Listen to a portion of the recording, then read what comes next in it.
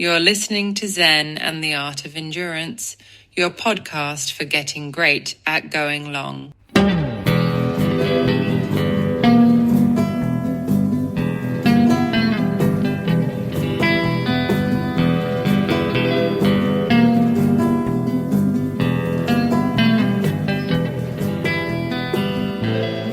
Well, hey there, all you endurance freaks and geeks, and welcome to another great episode of Zen and the Art of Endurance, the podcast where we go long and learn a lot about ourselves along the way. I've got a really cool episode for you today, almost an hour and a half interview with the founder and CEO of Lauf bikes.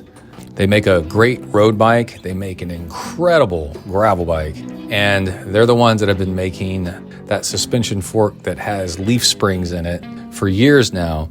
And Kai and I sat down with them over Zoom to hear the whole story of how they went from making forks to bikes and how they do distribution out of the United States now. And he's an engineer by trade, so we talk about the real nerdy bike stuff, the stuff that really matters with bike design. We talk mostly about the gravel bike, the Lauf SkÄўlason. But what's going on with gravel bikes right now is the same thing that went on with triathlon bikes in the 90s and early 2000s, with just crazy fast evolution as people started figuring out what was more efficient and how to build better bikes. So if you're a bike geek, this is really cool stuff.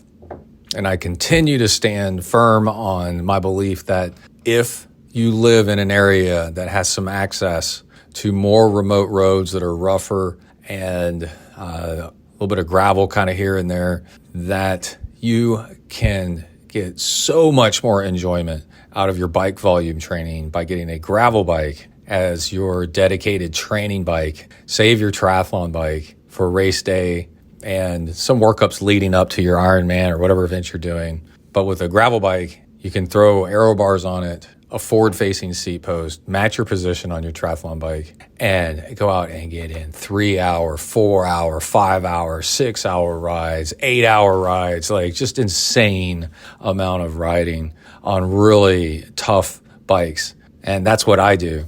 I ride my triathlon bike some, but I get in most of my volume on the gravel bike because it is so much fun. And with the reduction in cars out on more remote roads, it's way safer and you see more wildlife. It's way prettier. And then also, gravel bikes actually make really good bikes for training when it's raining outside, or the roads are wet after a rainstorm. And also getting down roads that have like kind of questionable sections so you can kind of get more off to the side.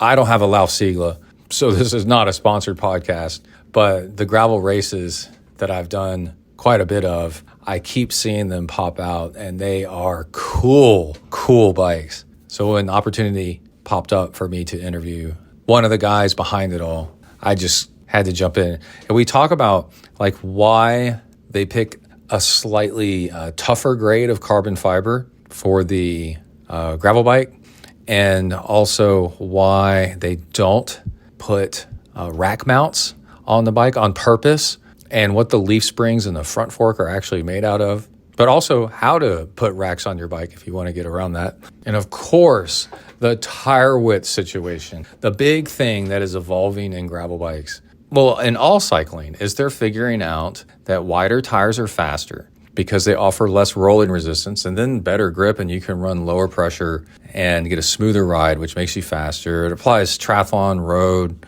gravel, mountain bikes, and how Iceland is just this rough terrain where it ends up being kind of like the cauldron, the cooking kettle of the magic ingredients of the terrain, where if you've been riding bikes there long enough, you would know what tires are actually the best for gravel riding. And then that's why they went with a frame that can hold up to a mountain bike tire, and then leave it up to you if you actually want to ride a mountain bike tire or a skinnier street tire or whatever you want to do in the thing. But you build a bike bigger with wider tolerances and then let people choose if they want to size down. It's brilliant, absolutely brilliant design. The one thing that you should know is if you want your bike to be as fast as possible, along with the wider tires, you need a rim width and depth to match those tires as much as you can.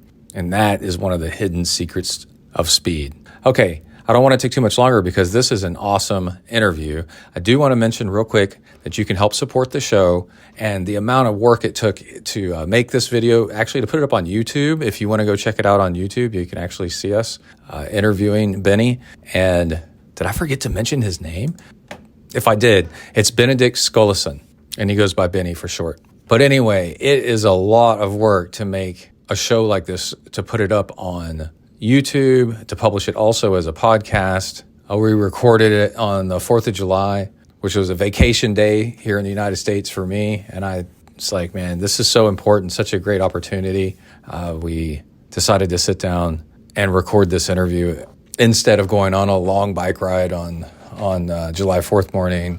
So yeah, we make sacrifices for this show. So if you want to help out, it is so much appreciated. And it's easy to do. Just go to patreon.com/ZenTry and sign up for a membership, and every little bit helps. Again, it's patreon.com/ZenTry and help support the show. Okay, now let's hop over to the interview. After the interview, we're going to talk a little bit about the Tour de France and some interesting things that are going on. And also, I'm going to be in San Diego. We're going to talk about that. And a little bit about me taking my Trek Speed concept out for the second long ride in a while, and riding across a patch of gravel road. It wasn't even really technically gravel road. It was road that they were doing. They were resurfacing, so it was gravel-ish on the surface. I didn't even make it a mile on my bike, and I got a flat tire on a 23 millimeter front tire on that thing. The 25 rear held up just fine, but I ended up walking, and that's up on YouTube too. I'm going to talk about that a little bit, what kind of inner tubes I was using, and also some rim and inner tube technology to prevent pinch flats that I just learned today. We'll come back after the interview and talk a little bit about that. Okay, no more delay. Let's join Benny, and Kai's with us. He wanted to sit on the interview too because he's getting a degree on this kind of stuff in college, and he's racing pro and also vice president of the Texas State cycling team. So this kind of stuff is getting really interesting to him. And yeah, if you want to see Kai's face, he's actually on the YouTube version of this video. And make sure to leave comments. Let Lauf know that you watched it and that you appreciated the interview and the time he spent with us. Okay, here we go with Benny calling us from Iceland.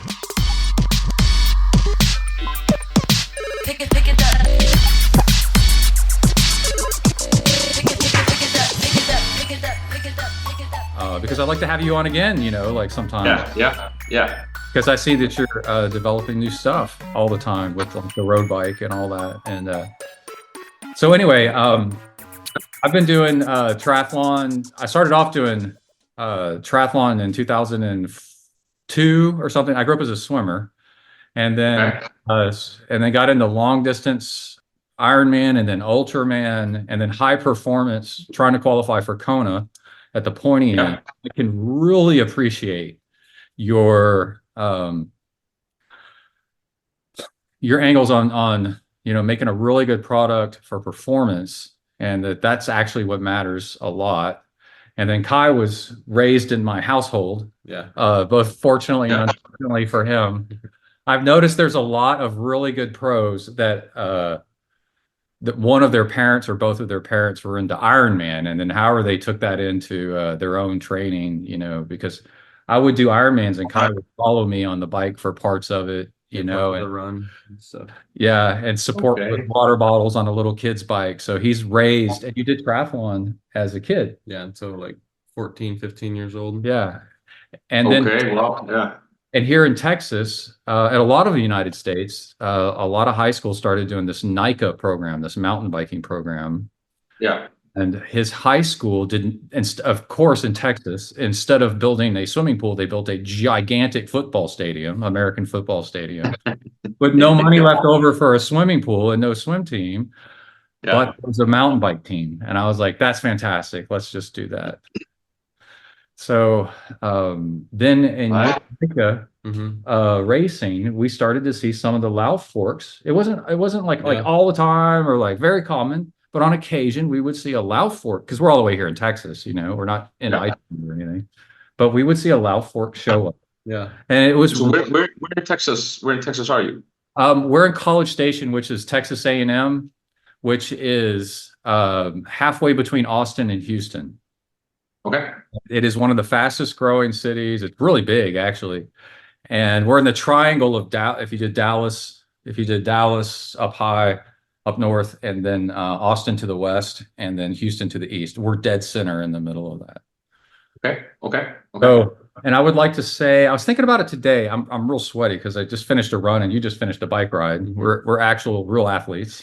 Yeah, and it must be hot now, I assume. Oh my God. Yeah. I finished running like 45 minutes ago and I'm still sweating. Sorry. I thought but um I had this thought that Texas is kind of like the Colorado of gravel, where Colorado is really great for road cycling and mountain biking in that it's plains and then it's mountains, right? And Exactly, yeah.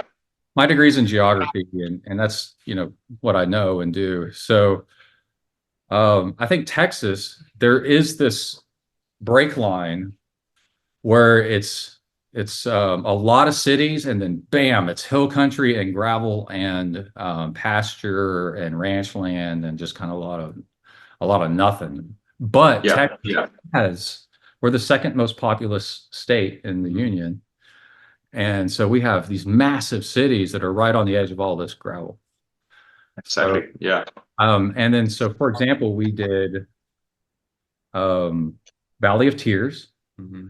Which was fantastic, which I want to talk about with Chase Wark. We ended up standing next to Chase Wark in the pre-race meeting. And I kept looking at him. I'm like, I think I know that guy. Then that's where we first started seeing lots of Laufs sitting around with the cool paint jobs. And okay. And then we did Gravel Locos. Yeah. Is where when I was trying to cross the finish line, I got passed by a Lauf Sigla like I was standing still. You remember that guy? Right at the end. I think I was planning on doing the Gravel Locos one of these years. Did it just take place just recently? No, it was It was like a month ago. A couple months ago, maybe. Yeah. Unbound was maybe a month ago, and then Gravel Locos is like 2 weeks before, or maybe 3 weeks before Unbound, and people use it as a warm up because it's kind of literally warm up. But yeah, I was at the dinner table the 2 nights before the race, and I had Lawrence Tyndam next to me, Ian Boswell, Alex Howes across from me, and Nikki Terpstra, who won Paris-Roubaix at the end of the table. I mean, it's a who's who, but because it kind of flies under the radar, they feel like they can just, and it's only 150 miles. It's not 200 miles. So they use it only 150. As a tune-up, they use it as a tune-up ride. And then also, just to forewarn you, we're both bike nerds. You used to work at a bike shop. Of course. And we don't have any Lauf Siglas here or Laos, but we do have some bikes of some examples of why we think that Lauf is like such a great design choice. And we want to talk about that with this headset and handlebar assembly, like on a triathlon bike, which is the worst case example. Yeah. A much better example on this other gravel bike behind us. And then also, what bike is that? The gravel bike.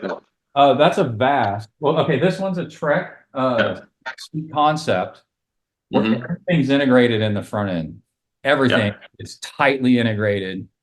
And I was going to talk about, I've got this part right here is loose right here, which is going to be a 2-hour project to pull it apart, to tighten down one bolt and make that tight again. All right, and then can you move a little? Can you see that? This is a Vast, which I've being in having a Bachelor of Science and Masters of Science degree. I found Vast really interesting because they do magnesium frames. So there's a lot for gravel that's like a really good absorbing. Magnesium's really good absorbing, but the frame clearance on the rear tire is only 42 millimeters. Yeah. So Yeah. they're way too tight, you know. So Yeah. while they've been good bikes and they were just available during the pandemic, because the bike shops were kind of sold out of everything else, Mhm. we got those, and they've served their job. But that was like 3 years ago, 4 years ago, I think these four, bikes, 4 years ago, yeah. and we're Back when 42 was considered, yeah, plenty. yeah, plenty. And that's what I want to get to is like how, Yeah. besides like, you know, how you've started this company, like what was your background to start your own company? Because I always find that interesting. But the foresight to go, I think yours is 57, and you're like Giant just went to 53, and that's considered a lot, but you're at 57 millimeters clearance, I think. That's crazy. Yeah. And like how you did it, and like we get to this in a minute, but was it like, did you know what you were doing and like how smart that was, or like was that just something that you just kind of did and just maybe guessing like it would work? But I've been talking long enough. Can you tell us like how you started a bike company out of Iceland? Did you start it out of Iceland, and like where did you get your like knowledge, if you have degrees in this, Yeah. and all that stuff? Yeah, absolutely. So I'm an engineer. I mean, I'm mechanical, slash industrial. Actually, I did my bachelor's in mechanical industrial for masters in the US actually. Mhm. And I've just always been obsessed with bikes since early childhood, obviously. And then I've been like, I guess I'm an inventor at heart. I wanna disrupt. I wanna make new stuff, find new ways of solving problems, sort of. And yeah, and in addition to this, I was like absolutely fascinated by composites. So composites, which is, I mean, like carbon fiber, glass fiber, these materials. I was fascinated by those materials ever since I visited like a supercar factory when I was 20 years old. I visited Koenigsegg. Do you Oh know that yeah, branch? Swedish like hypercar. Yeah. yeah. So I managed to get myself like a summer job alongside, I think it was after my first year of engineering, mechanical engineering in Iceland, a summer job writing as a car journalist. And like I took the angle of like environmentally like conscious like cars sort of, and as it happened to be Koenigsegg, they can be fueled by like ethanol, which was like considered like CO2 neutral or whatever at the point. So I using that angle sort of, I booked myself like a visit, or like I contacted the guys at Koenigsegg and did a visit to the factory. And there I witnessed for the first time like how they made like the chassis of the car, basically like the tub that you sit in the car, how that is done out of carbon fiber. Right. And I assume, I mean, being like bike geeks, you probably know like a little bit about carbon at least. Oh yes. Yeah. Okay, cool. So I mean, just like when you see it for the first time, how you take like a fabric. In their case, it was all like woven material that they used for it, and I could see how they were just like cutting it with scissors, laying it into like a mold, and then putting it into an autoclave, and out comes this like rigid chassis for a car. Mhm. And to me, that was enough to spark the interest in composites. Mhm. So from that point onward, sort of, I was like super into just like understanding composites and the stuff you can do with them.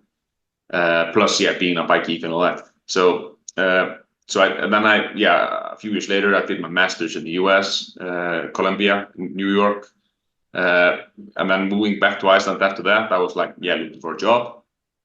And since I was like in my spare time, I was reading up on composites.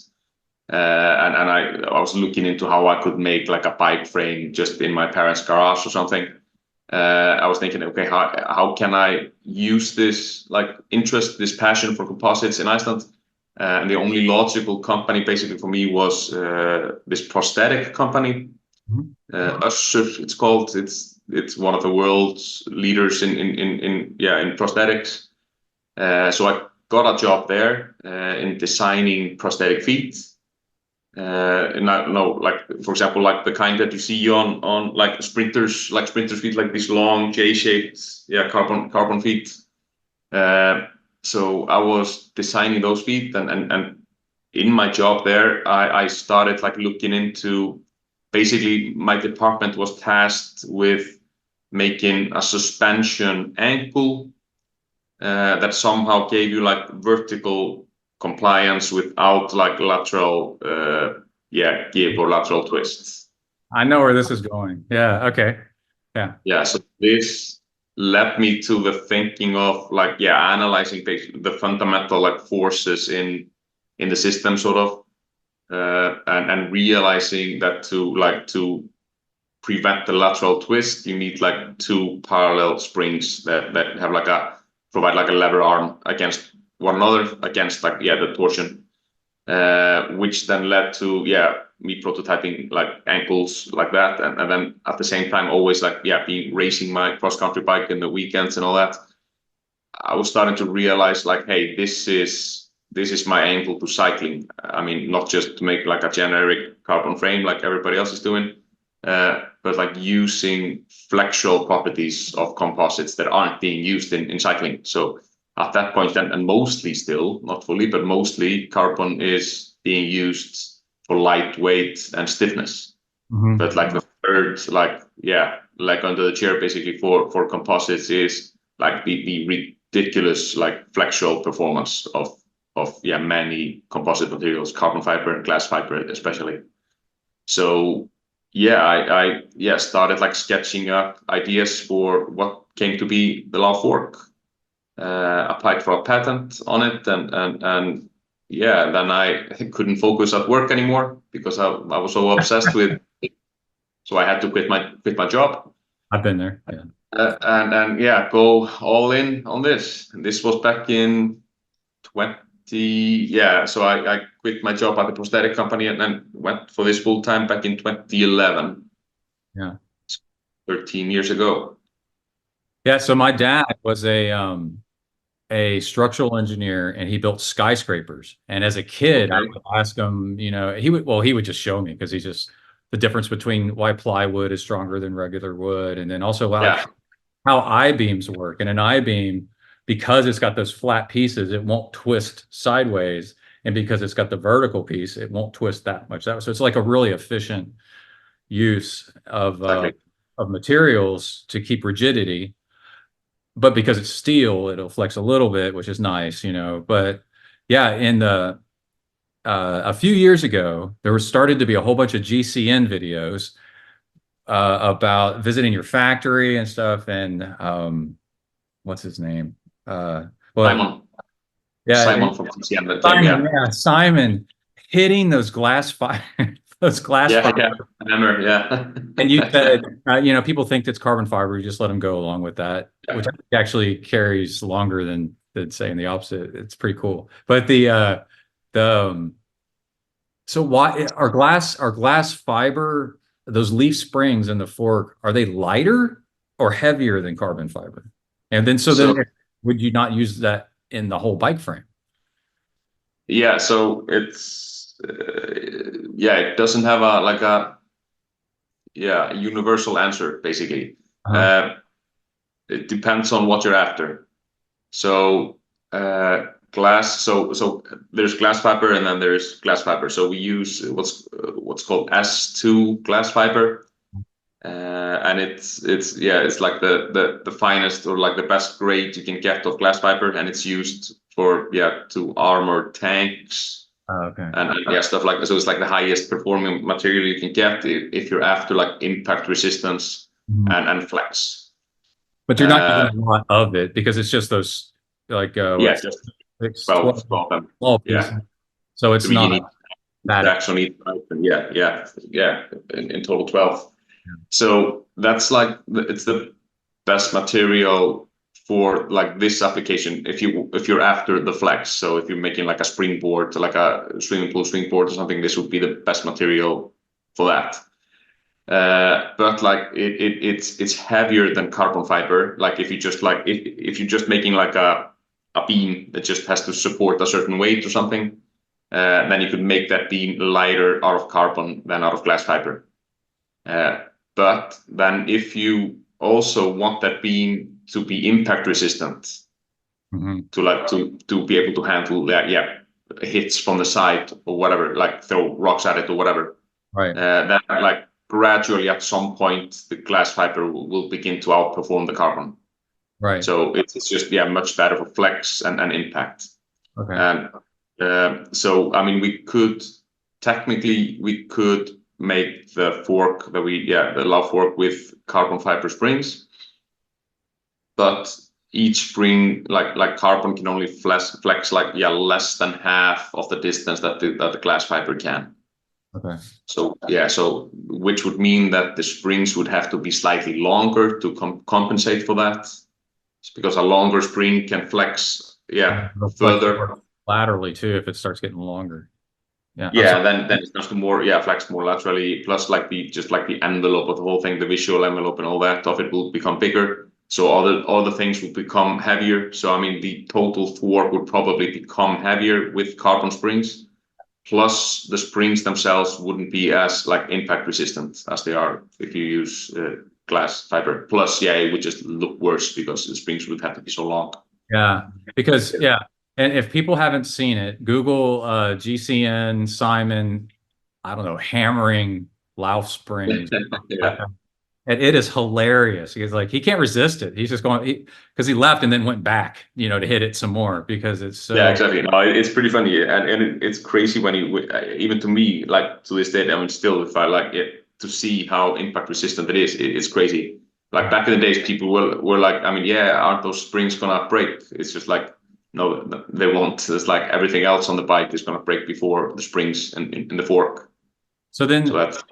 You did a 60 millimeter suspension fork, mostly for mountain biking, and then as gravel became a thing more and more, you went down to like a 30.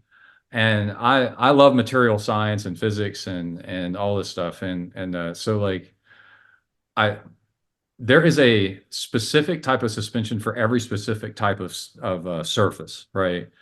And gravel, immediate response over that low amplitude, I guess you call it low amplitude, high frequency of stuff. You don't really need dampening so much as you just need quick response. And then and so then a Lauf fork is perfect for that. That is like the perfect fork. And then we started seeing people like Chase Wart at the front of races, and then now Dylan Johnson, who's a nerd, take it to the wind tunnel, and his felt bike has and he admitted his felt bike doesn't have like aerodynamic front fork in the first place. But then the fact that your suspension like trails behind the legs of the fork, and then also I think the front of your fork is kind of pointed, but then it has kind of a cam tail on the back of it a little bit, and then which is good. That's a good thing. And then the suspension sits behind that in that area. That the Lauf fork was a suspension fork was faster aerodynamically than a non-suspension fork, which I thought was absolutely crazy. I mean, it was a surprise to us. I mean, we thought it would have some more draft than like a tiny rigid fork as the fork he was comparing to, for sure. But I mean, we did design it like with aerodynamics in mind. It was never supposed to be like an aero fork. Obviously, that's not the the focus. Not a priority. No, it's all about the smoother ride. I think like in general, I think like aerodynamics are. I mean, of course, they are important riding a bike. Obviously, it's obvious. I mean, it's improving obviously with wind tunnels and all that. But I think it's often like people focus a little bit too much on it. And I think often that is due to like how, like, I guess like I mean, it's not cheap to go to a wind tunnel, but it's relatively easy. It's relatively scientific. It's like you can get like a clear answer, sort of, even though, yeah, you sometimes get like unexpected results and all that, but you can easily compare like this wheel set to that wheel set and come up with some like often pseudoscience. I mean, often it's bullshit, sort of, but you can get something that you can use for marketing in a pretty like concrete way, I guess, from a wind tunnel. Right. While how do you really like test like the speed that like the suspension of a Lauf fork gives you? It's much more like subjective. Mm-hmm. It depends on how much it like faster it enables you to go down a certain hill. For example, you'd have to run the same route several times to see in the real world, because it's very hard to replicate that. Yeah, and even that, it's often down to like your head becomes like a part of the equation, sort of, because like how do you ride it with this fork and that fork? That's up to the rider. But like the suspension is there to like enable him to ride faster. So yeah, we help him riding faster, but it's hard to like prove that point, I guess. And then so I mean, yeah, finally now we're seeing like more and more testing with tire widths. That's like, yeah, you mentioned it earlier. So I'm a bit obsessed with that now, like tire widths that I'm always like, I'm constantly amazed at how like reluctant people are to, you know, how long it takes people to realize that going with wider tires is generally gonna make you faster. Right. So, but even that's a thing that like until now recently has been hard to prove. And that, I guess that this goes back into, yeah, it goes back and forth, like into like the fork, our Lauf fork as well. The thing about like wider tires and our fork is that both of them make you feel slow because you feel less vibration. Right. Which is what makes you fast. Yeah. So it's like this contradiction there that has been, the cyclist's worst enemy for decades. I mean, that's the reason why, I mean, yeah, what tires did like the Pro Tour riders ride on like a decade ago or two. I mean, it's like, yeah, around 20 mils or something.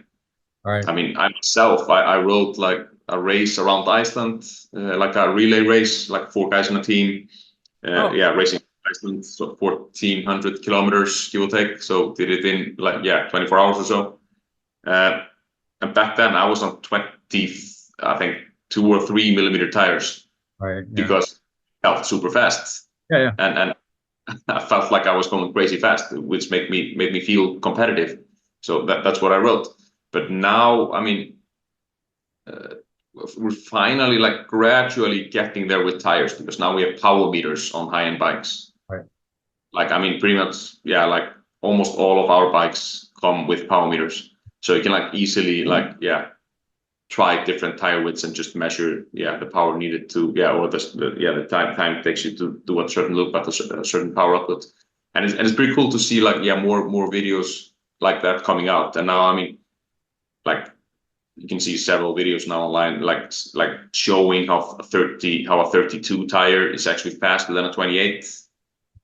Yeah. Right. And if you go into a like a higher end road race, or I guess any road race, like at all, pretty much nobody is on 32 millimeter tires, because they don't feel as fast.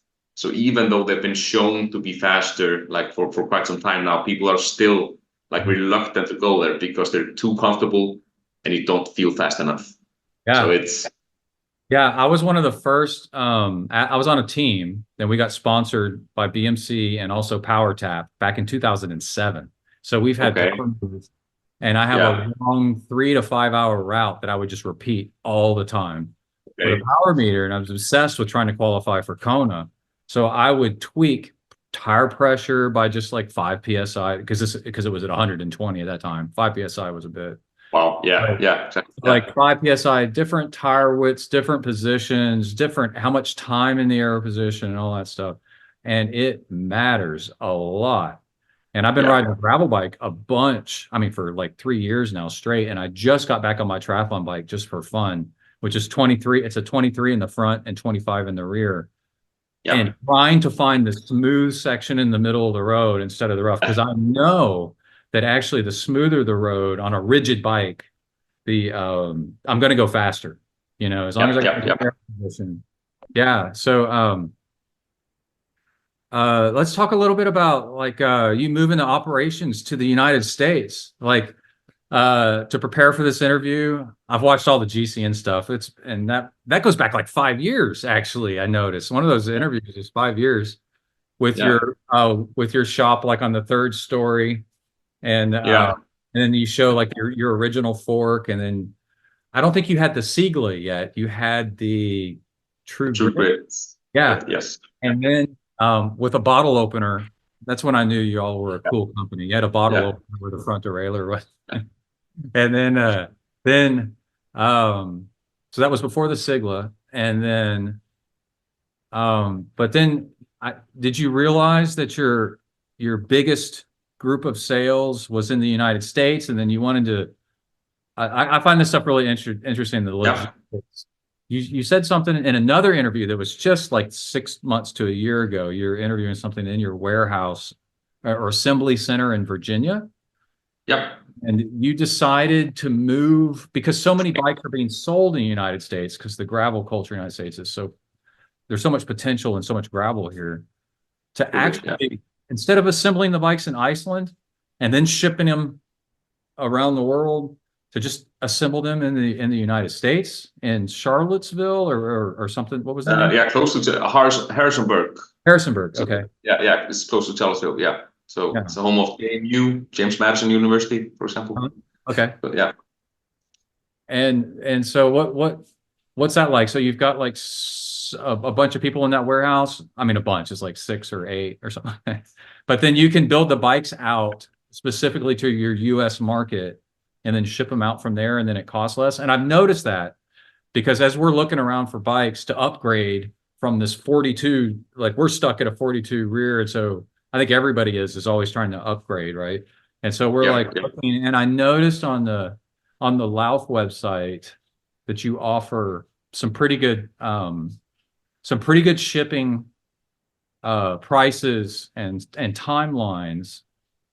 Because is it because the bikes are like assembled in the United States and Virginia, and you can get them out? And what led to that decision? Yeah, so basically, so first off, like our focus on the US, that's just gravel exploded in the US first. And I guess it's also like, I mean, we didn't have like a home market in the first place, sort of. So in Europe, you typically have like these like local champions in every country, sort of. You don't have a lot of like companies maybe that like have like conquered the entire continent, sort of, because you have different languages and all that.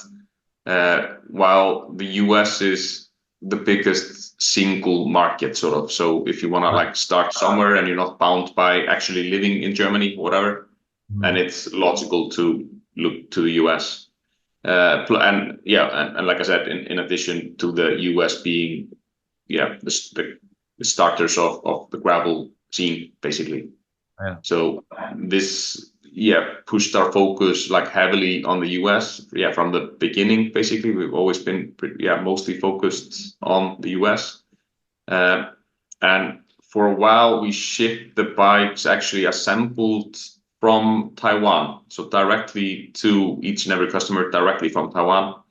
Right. But then, I mean, the end game was always to set up a factory in the US, because like we want to be closer to the end customer. It's just like it has like an endless list basically of benefits. Right. A lot of companies are doing that. They're moving the fabrication back to the United States or back to Germany or back to Italy or whatever. Yeah. Because now I think we're at the point with distribution and manufacturing and customer satisfaction.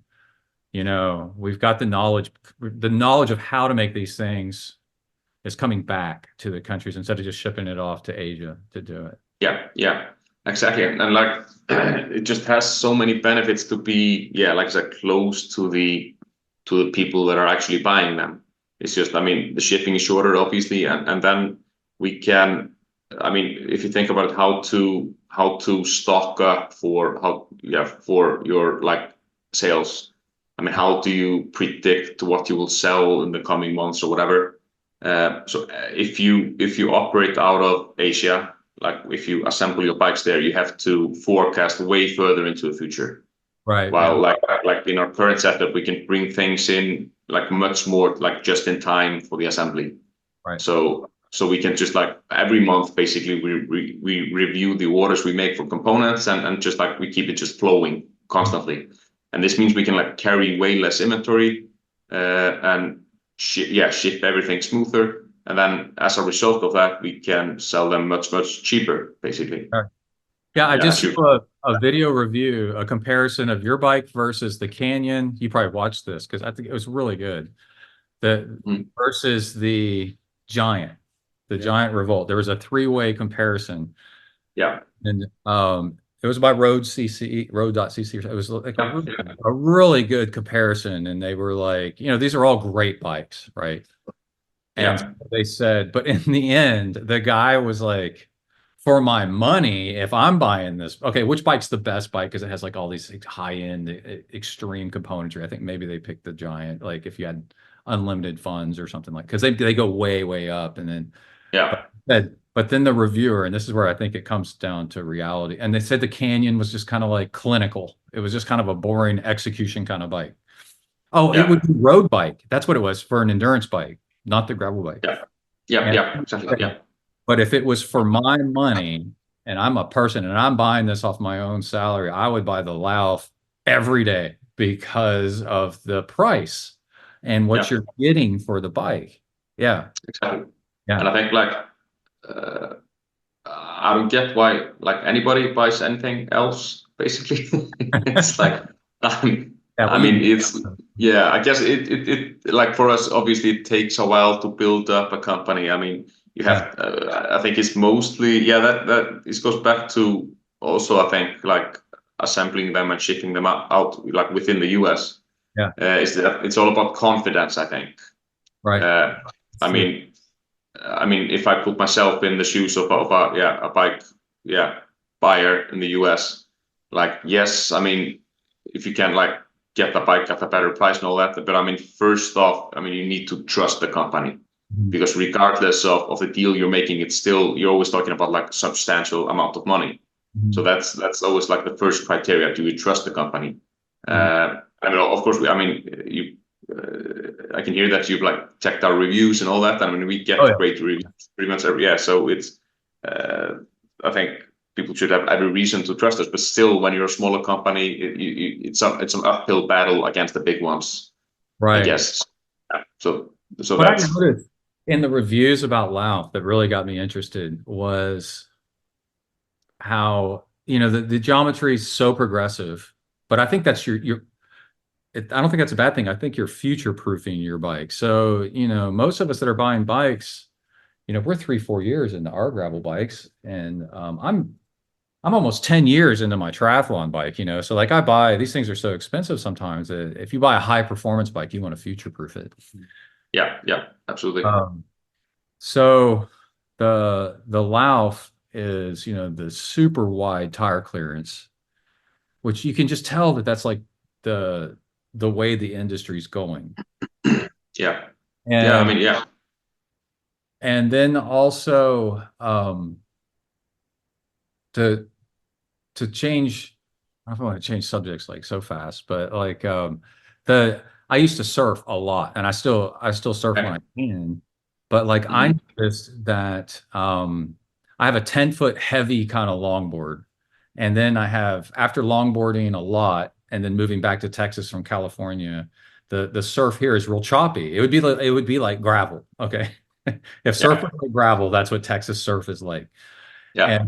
But I was so into surfing that I had a custom made lightweight 9.5 foot maybe, longboard made, but of a thinner material. And this is fiberglass, which is very much like carbon fiber in a way. And that board rode like crap around here. And I just started riding the longboard again because of the more solid construction, Right. eliminate Yeah. the top. Yeah. And Yeah. then I think I saw somewhere, and you can correct me if I'm wrong, but like I saw somewhere that y'all, and I did the same thing on this triathlon bike. There was two choices. I could have paid $1,000 more, maybe $2,000 more, and bought the super high-end lightweight carbon fiber.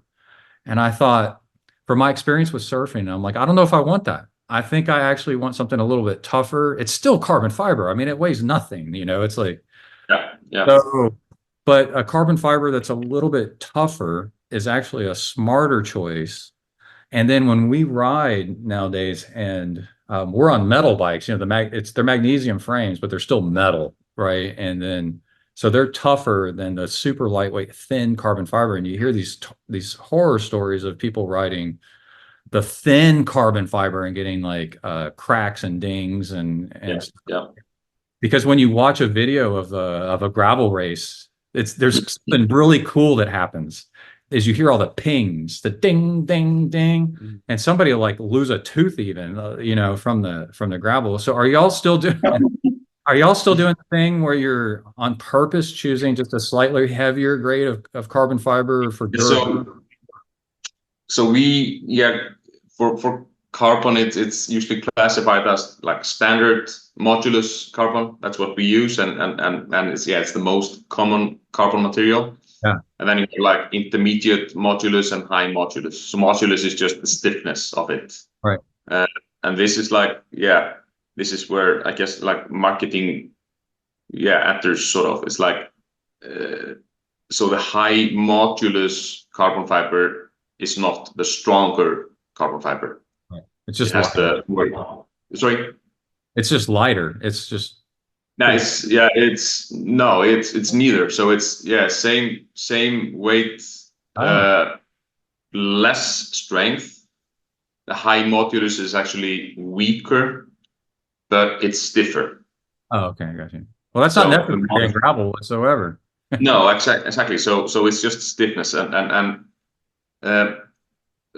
so basically, I would always be like a little bit like, I always question bike products that claim that they have high modulus fibers.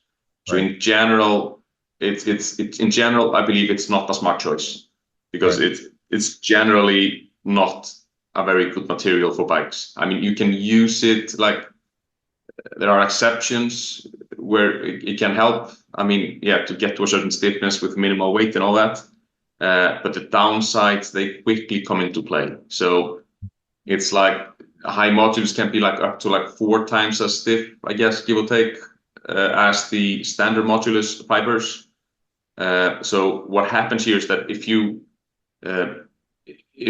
wanna like make your frame lighter, then you look at like the sections where you have a lot of material, like a lot around the bottom bracket, maybe, for example, and then you try to maintain your desired stiffness of that part of the bike. So like the bottom bracket stiffness, for example. Right. Then you put that as a criteria, like, okay, hey guys, let's maintain the stiffness of the bottom bracket. It's always going to be strong enough, sort of, but so let's just focus on the stiffness. So then they go in and replace the standard modulus fibers with high modulus fibers, and they get something that is substantially lighter and has the same stiffness. But the result is it's super crispy. It's like chips basically. It becomes literally crispy. I mean, and it's no coincidence that if you look at like forums for like the highest end road bikes, mountain bikes, whatever, you're gonna see a lot of like broken chain stays, broken seat stays for like the most expensive layups, especially. And this is because they're using these high modulus fibers to shave off a few grams, and they're just like so much worse at dealing with like lateral impact. And like, I need to one day, I've had this on my to-do list for a few years to make like a video to like explain the difference between like high modulus and standard modulus in terms of like impact resistance, because it's like it's so much, the difference is so much bigger than people would expect, sort of. Right. And it's like it comes down to the fact that basically, like whenever you're making, so everything you make is a beam, sort of. You always look at it. Everything is flexible, and like if you look at like a side wall of a tube, for example, Right. the squeeze stiffness of the surface that you're pushing on is probably, the stiffness is going to be to the power of 3 with the material thickness. So Okay. if you take the thickness down by 50%, or like if you have the thickness, then you have 1/8 of the stiffness. Okay. So it becomes 8 times softer to your touch if you take the stiffness down by half. Right. So it's exponential. It's not like it becomes like slightly worse. It goes into a completely different category and becomes like very brittle and very unsafe almost to ride at that point. Did you see the video of these 3 guys? They got a popular YouTube channel, and one of them, it's a relatively new bike, and they're nice bike. I forgot the brand. But he's already cracked the top tube on his bike. You know, people have a habit of sitting on their top tubes, and I'm just like, oh, don't do that. Yeah. And then there's a hairline crack already in the top tube of his bike because carbon fiber is not made to do that. But a high modulus will do that a whole lot faster, you know, than I mean, if you make the sidewall half as thick, then it can flex 8 times more into the same load. And then like also if you factor in that when you make it half as thick, that means because like carbon fiber, it's made of plies of carbon, obviously. Then you might be skipping some of the like non-necessary plies in there. If you're down to just a few layers, basically, you might. I mean, if you're optimizing for weight and getting through all the testing criteria, then you can focus on like the fibers that run like longitudinally along the tube. So you're gonna skip some of the fiber layers that go like 45 degrees or something. But those are the layers that make it actually stronger towards being squeezed or whatever. So all the random stuff that also happens, but it's not included in the ISO tests. So it's basically whenever you want to make like the lightest bike in the world, I mean, essentially I think I can always I can probably it would be okay if I'm quoted on saying that the lightest bike in the world is going to be absolute shit. Because that means you sacrifice all the other things. I mean, yes, you can make a light bike, but if it's the lightest, it just means that you sacrifice more than all the others, basically. And we've been racing gravel for 3 years plus now, and a fragile bike is not a good idea in gravel per se. And and then in that video, he's squeezing the top tube to show the crack.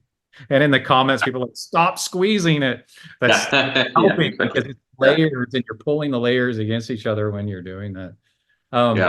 Let's talk about the Sigla, or do you say Sigla? And Sigla, And also, my family, as you can tell by our appearance, is Scandinavian. We're Swedish descent. And then I grew up driving Volvos and all kinds of stuff all the way down here in Texas.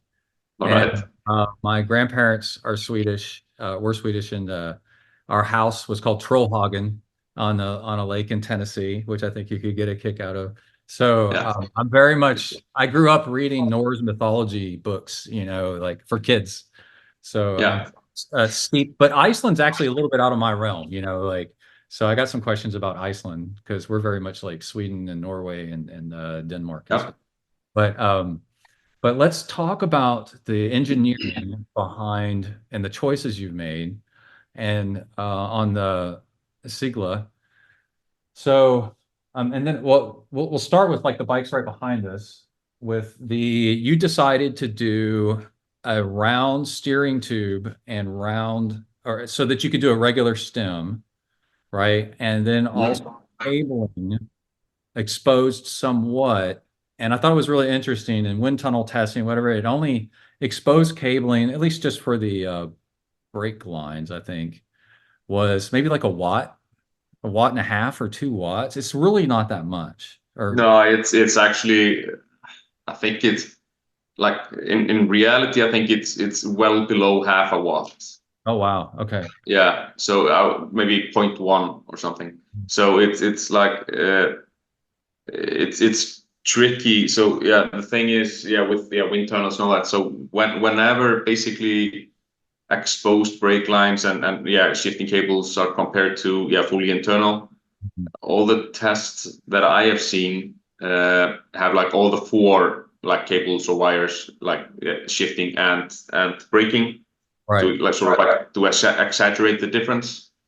And obviously they test at a fairly high speed where you like amplify the difference, and then like I think the biggest like trick that is played sort of, and this goes back to all aerodynamic like testing, sort of wind tunnel testing of bikes, is that yes they tell you, so it's like the framing, like how it's set, sort of say like it can save you up to, I don't know, let's say up to 3 watts in extreme conditions.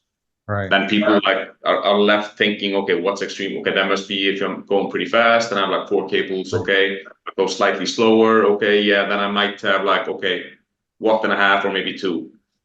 But like, while in reality, like the exponentiality of air resistance is so like dramatic that if right. you take down your testing speed from, I don't know, I can't remember like now on the spot what is generally tested at. You probably know it better than me, like the benchmark testing speeds for wind It's like tunnels. 40 kilometer.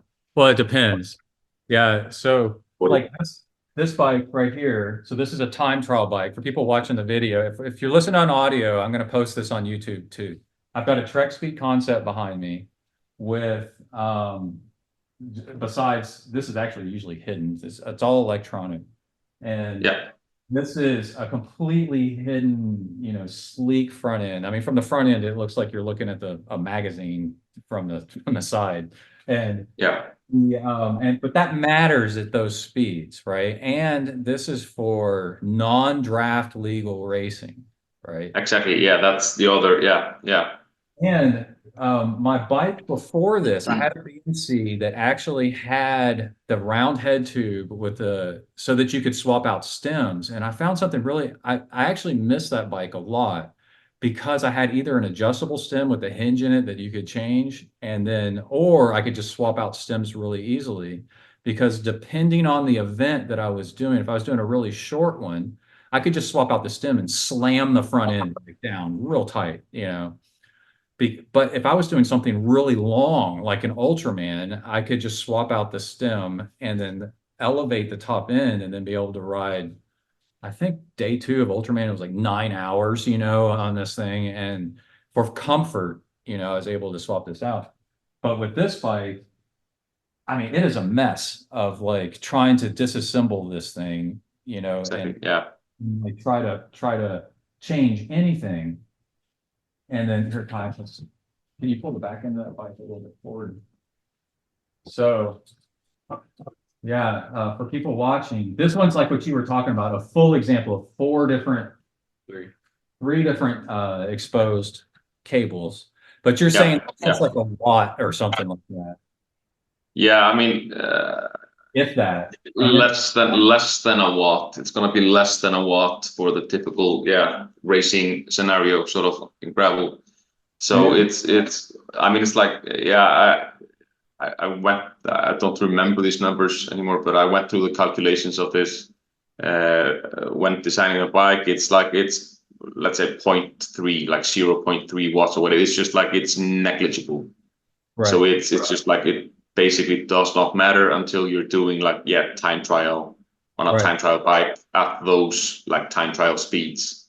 Then it starts to matter a bit. I mean, way less than what it's made out to. Yeah, but still, it's gonna start to matter then. And then like that goes like back to our sort of like our philosophy is that we wanna be. It's always tempting to like jump on the wagon, sort of, because like with marketing and like common perception, because like not hide the cables nowadays. To some people, this is like, yeah, the tire thing, like narrow tires feel faster, and you feel faster if you don't see cables, sort of. It has almost become like that. Right. But like there isn't any like scientific like data supporting that, sort of. Because like, I mean, there are if you want to do like an honest comparison, you would also have to like add into the picture that like a headset that accepts cables through it needs to be bigger than a headset that doesn't. So you're increasing the frontal area of your bike to accept those cables. So so that's a negative in aerodynamics, but you won't like spot that, sort of. Yeah, and something that's so easy to do with this situation. The reason he still got the what do you call it, the chimney. Yeah, I especially would top. encourage Yeah, them not to cut that, because when you want to resell this bike, somebody may want it higher. And then, but we were doing a 3-day bike packing trip.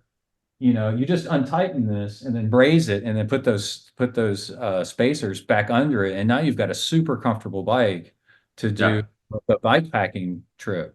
That's I mean, this is for I mean, gravel very much, but I mean road biking as well. That like the ability to quickly and easily change your stack height.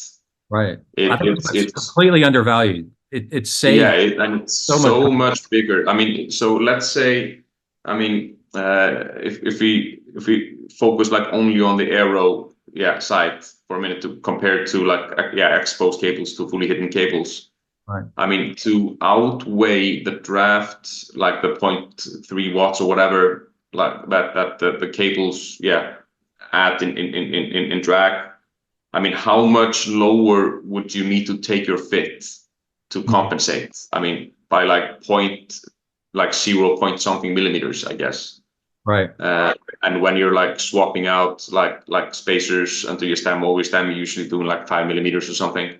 So like if you move a 5 millimeter spacer like on top of your stem rather than underneath, then you might be gaining like an order of magnitude more watts than from having your cables hidden. And like in reality, like for you to be able to quickly change your stack, that actually enables you to take that advantage, to take advantage of going as low as you can, basically. So why you wouldn't do that if you need to when you go. Yeah, as a bike manufacturer, like I when I see a bike that's online, and I'm like, oh wow, what a great bike! This is such a great bike. Whatever new model that's come out, because I'm endlessly looking at bikes. Then they have like an all-in-one handlebar and stem length combination, and I'm like, oh no, because seriously, like 10 millimeters can make a difference in stem length, and also the stem. Absolutely. It's a different bike. Yeah, it makes it it can, if you're doing long distance stuff, we travel, we're doing 150 miles, 200 miles, 10 millimeters. I remember so on my bike, I did a suspension stem, and I spent a day and my garage is full of stems, because it's cheap. Their stems are actually pretty cheap. So like I would go back, is it 90 millimeters, 110? And then I finally narrowed down on all my spare stems that I got in the garage, and then go, okay, this is the one that actually fits for my arm reach and where I want to be. And then I would order like the suspension stem after that, because it really does matter. And you can't do that on a bike that's got the stem length. So like your Kai has my mountain bike. His mountain bike, he rides a Trek for mountain bike racing. He rides a Trek Super Caliber, and it's got a fixed stem length, and there's not much he can do about it without us dumping a whole bunch of money into a whole new handlebar setup. Talk to us a little bit about this on the SkÄUlason, the single front chain ring to get the width to fit the rear tire. And then also like this custom, is it custom? I don't know. I'm not very clear on it. Arrangement you had to make with like SRAM or whoever to do like a bottom bracket. No, it's not custom. So nowadays it's actually their standard gravel offering. Basically, they do nothing else for gravel nowadays. But back then, so basically, we use the gravel cranks, which is essentially the road cranks sort of SRAM. But when we were designing the Segla, those came in like on the narrow width and then the wide width. Right.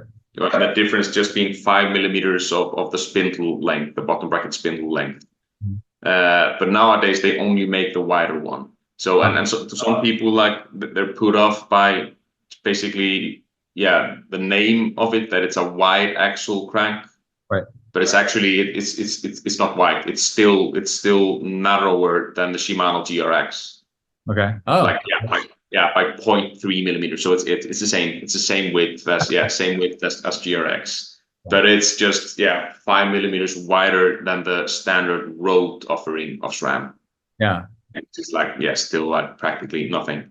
So we just realized, okay, hey, this must be the thing that is happening here, because people are gonna eventually want wider tires. Right. And why in the world would cranks stay where they are for road bike tires of old times? I mean, when we're moving into this new category of bikes. Right. So we put our money on this wider standard becoming the standard for gravel bikes. But it wasn't yet when we designed the Segla. But then SRAM offered both, and on the red, the top of the line level, they didn't offer the wide option. Yeah. So we basically, that was the customization they did. So they added that to the line. So they made the wide option for us for the 1x red cranks. Yeah. Nowadays, I think they're only making that nowadays, or at least they will, I'm guessing, eventually. So that's just how gravel cranks are now. So it's pretty standard. Okay. By now. Yeah, it wasn't back then.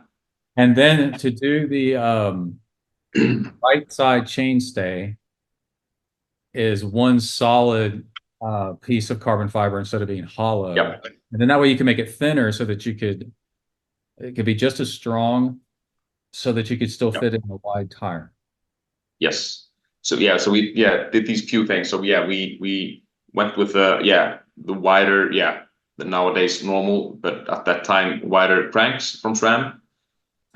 We did this solid chainstay, which is 6 millimeters thick instead of 10-ish, which you can get away with if you have it a hollow structure.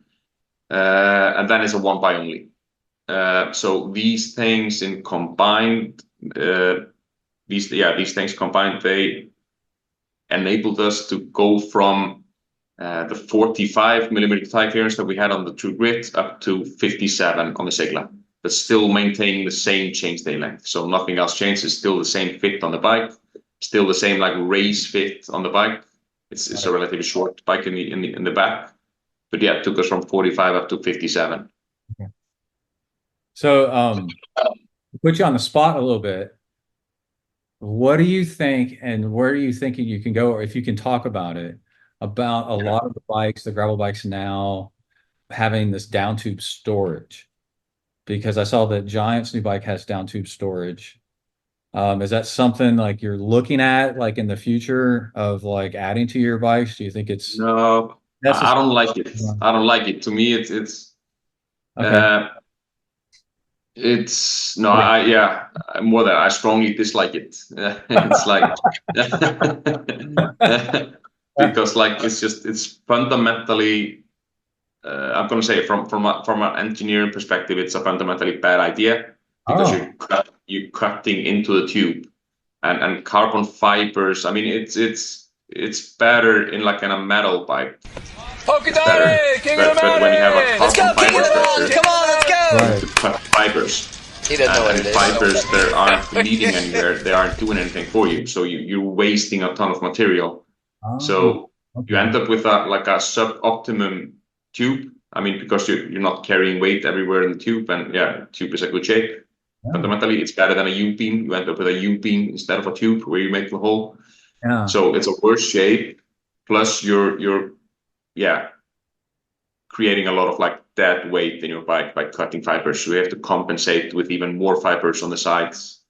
And all this for, I don't know, I mean, what's the benefit? I've never, myself, I've never longed for any storage in my frame. I just like use my back pockets or whatever, other places. So, I mean, of course, like, I mean, obviously, I mean, they do it for a reason because, you can store stuff in the bike, which it can be convenient. But like, at least to me, it's like a trade-off that isn't very logical unless you're making just like a practical bike. If it's which we aren't. I mean, we are into making like performance bikes. And this is not a performance thing to say like, hey, what if I want to store my gloves in my bike? I mean, no, yeah. That's funny because I've got a half frame bag and made a short video. I video a lot, of me riding and the bikes and everything that we're using and put it up on with the podcast. And then I made a couple minutes of what was in. I was waiting on it. There was a train, so I was like, "Well, let's just show you what's in my frame bag while we're waiting." I realized when I was done that I forgot that to show the bike pump that was in there. A little mini frame pump is about that big. Yeah.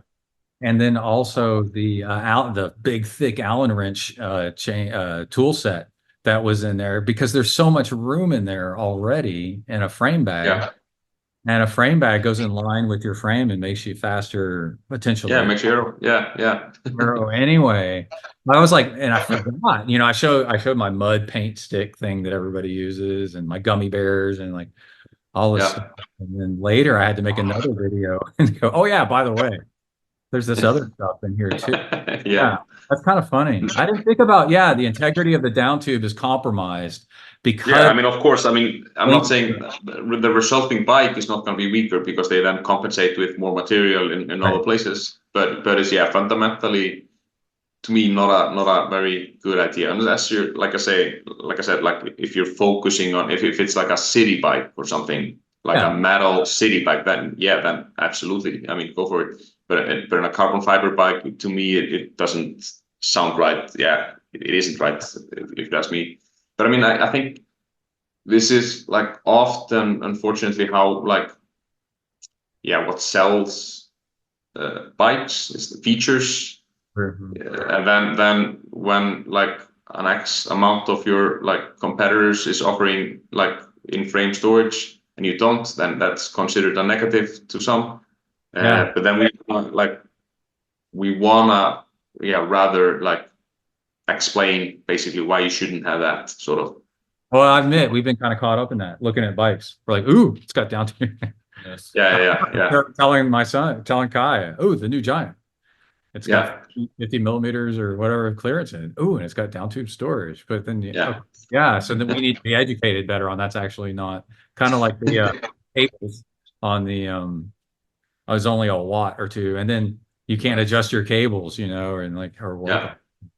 Okay, so then one thing that people note when they do reviews of the SkÄUlason, they'll say, I always find it to the review that I've ever seen, they're like, holy crap, this bike is fast, right? And like they don't really expect it to be because it's got a little bit more of a mountain bike geometry. So they think it's going to be more relaxed. I don't know, for whatever reason, they'll think it's slower. And then, holy crap, this is a race bike. Like this is not like a slow bike. And then, but there is something interesting. You don't have any mounts for like, I don't know, like cargo bags or something like, what do you call the bags on the back? Like I put on mine for the saddlebag. No, not the saddlebag, but no, like racks or bike rack. Okay. So then, so what is your suggestions that people do? Are you looking at making a bike or adding that to your bikes? Or because like in my mind, your bike is perfect for doing something like the Continental, the Tour Divide or something like that. Yeah. With the tire clearance and the reliability, and it's tough, but it's also fat, which is in the end makes a big difference. Quite a few people actually raced it. Right. Yeah. So cool. So what would you do for adding like racks and stuff like that to your bikes? So this is, there's a little bit like the down tube, like storage or top tube storage or whatever, like topic. Like adding is subtracting, sort of like to us. I mean, if you add mounts, they're made out of something. They inevitably they add weight to your bike. Right. They add like basically and to me, it's not even just. I mean, the weight penalty is going to be fairly minimal. Yes, of course, it's just a tiny mount. But it's also like the signal you're sending off. To me, it's like with the down tube storage. I mean, down tube storage doesn't add many grams to the bike for sure. I mean, it's okay. We can have a great bike with that even. And the same goes for the mounts. I mean, you can make a good bike and all that, but it's just like it's what you're saying with it. I mean, in your design process, why on earth did you like prefer to have mounts for like the 2 times that you're gonna like ride the bike with like so much luggage that like clip-ons or whatever won't work? Yeah. But at the same time, you're making it suboptimal for all the cases where you want it to be as fast as possible. Yeah, so it's like true. We've had our bikes 4 years, and we've ridden 1 bike packing trip. Yeah, and I'm one of us actually put a luggage rack on. and then you have and the reason we are able to to do it this way is that there are so many like perfectly fine solutions out there for like frame bags that don't need any mounting points. Just like you might. I mean, it might mean that you want to like tape your frame first just to protect it from being scratched from like the strap that goes around the tube or whatever. But I mean, that's a very minimal downside in my opinion. So basically, whenever I see like a new gravel bike or a new bike coming out that has like all the mounts for everything, I'm like yes, like and those guys are like they gave in to everything sort of. That which I mean, it's no coincidence that our bike is as light as it is. Right. It is by us like foregoing stuff that doesn't need to be on it, and we don't consider it like necessary for its task, sort of. Right. So we were talking about doing a bike trip this summer to San Marcos and back, which would be like 2-3 days.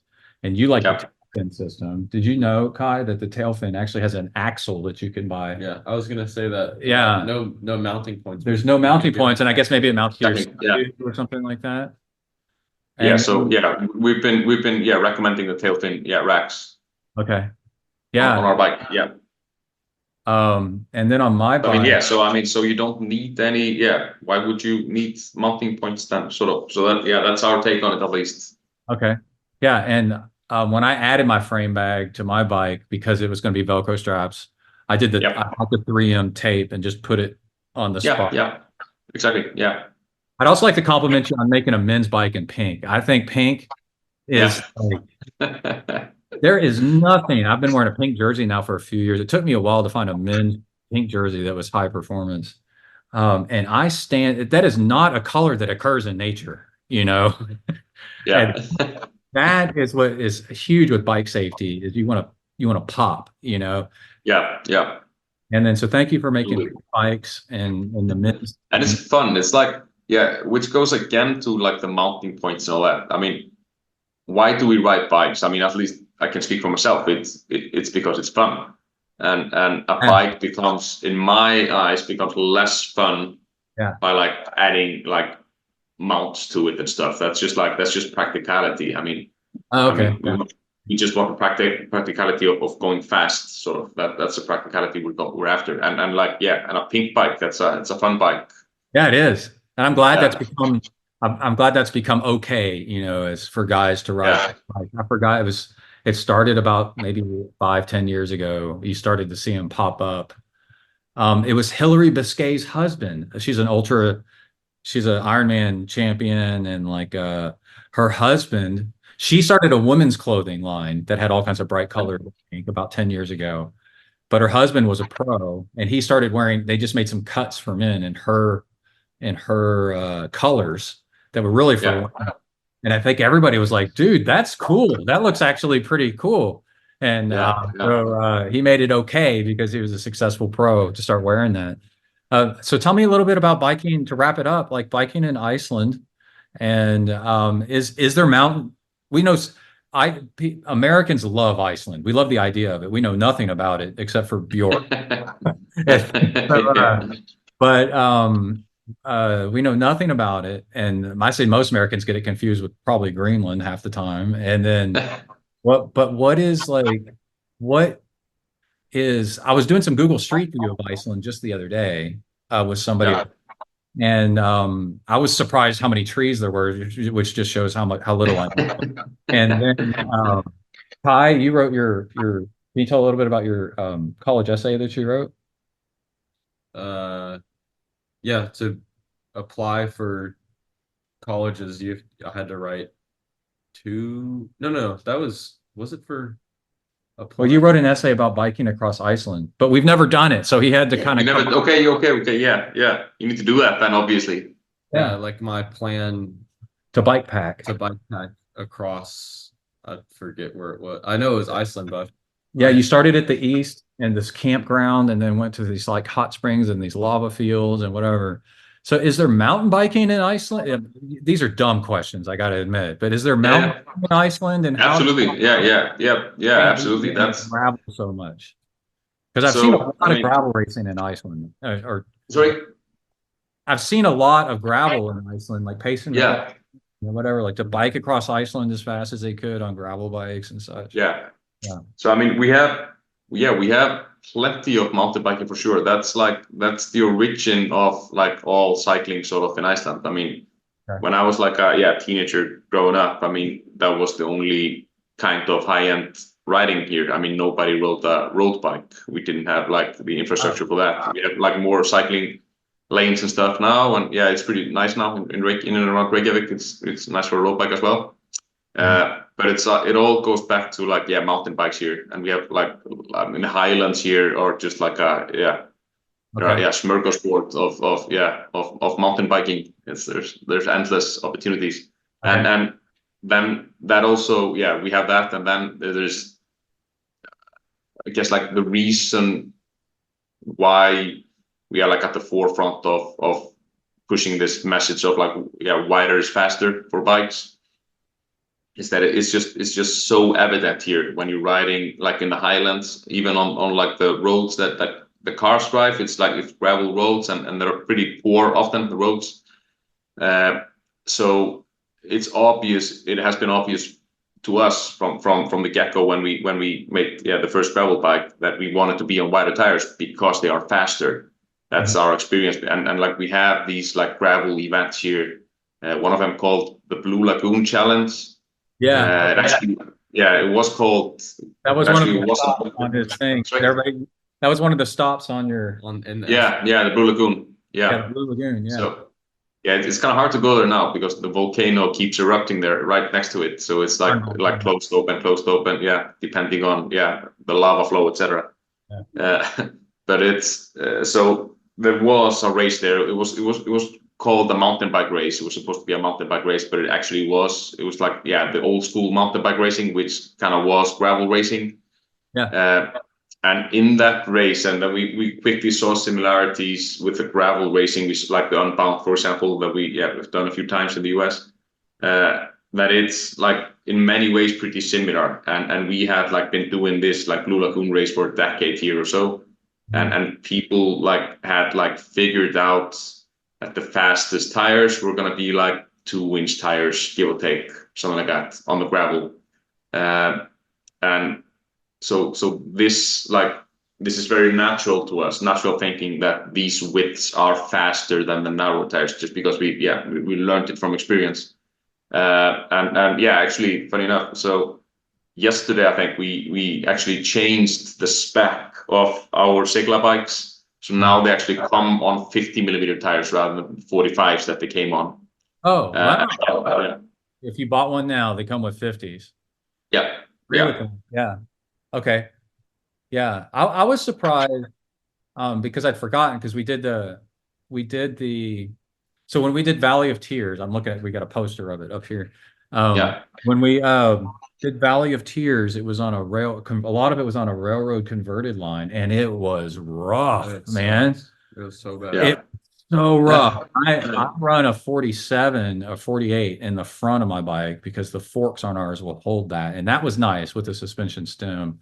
But we're both, on 42s in the rear. I'm just sitting there just getting banged up. And we're thinking about Chase, Warwick, and Keegan Swinson riding 50 Yeah. with suspension forks on the front. And like I was just sitting there the entire time being just banged around going, oh my God, this would be so much better right now on